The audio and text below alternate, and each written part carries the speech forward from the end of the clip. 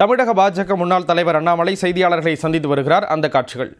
தலைவர்கள் சொல்வதெல்லாம் கேட்டுட்டு ஏப்ரல் மாதத்தில் வரக்கூடிய தேர்தலில் அவங்களுடைய எண்ணத்தில் இருக்கிறத பிரதிபலிக்கட்டும், அது காத்திருப்போம். அதே நேரத்தில் தேசிய ஜனநாயக கூட்டணி வெற்றி பெற வேண்டும் என்பதற்காக கடுமையாக உழைத்துக் கொண்டிருக்கின்றோம். அதனால தான் நீங்கள் சொல்லும் பொழுதே சில பேருக்கு நான் பதில் சொல்ல விரும்பலேன். ஏன்னா செகண்ட் லெவல் தேர்ட் லெவல்னு போக ஆரம்பிச்சு நான் பதில் சொல்ல ஆரம்பிச்சா இதுக்கு எண்டே இல்லை. அதனால இது ஒரு வார்னிங்காக கூட அவங்க எடுத்துக்கிட்டோம்.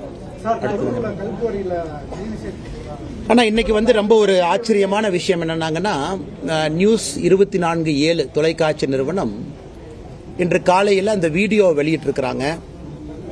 அந்த வீடியோவை பார்க்கும் பொழுது அந்த சம்பந்தப்பட்ட எம்எல்ஏ திரு பழனியாண்டி அவர்கள் நேரடியாக அங்கே இருக்கிறாங்க. காவல்துறை இருக்கிற மாதிரி எனக்கு தெரியுது.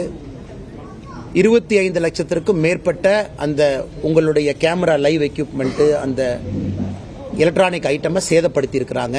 நேரடியாக அந்த எம்எல்ஏவே வந்து தாக்குறாரு. இதைவிட ஒரு கிளியர் கட் ப்ரூஃப் என்ன வேணும்?